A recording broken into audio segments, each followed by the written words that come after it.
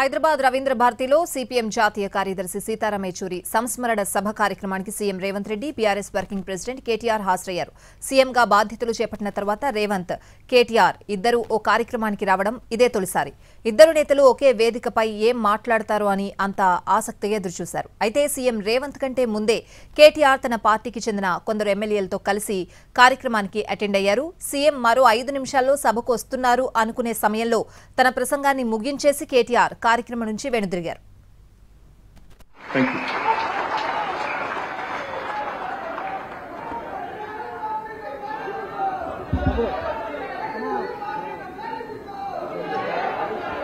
చక్కని ప్రసంగం చేసినటువంటి కేటీఆర్ గారికి మన తరఫున ధన్యవాదాలు తెలియజేస్తూ ఇప్పుడు పార్టీ పొలిట్ బ్యూరో సభ్యులు మన ప్రీతమ నాయకుడు కామ్రేడ్ రాఘవుల్ గారిని మాట్లాడాల్సింది కోరుతున్నాం.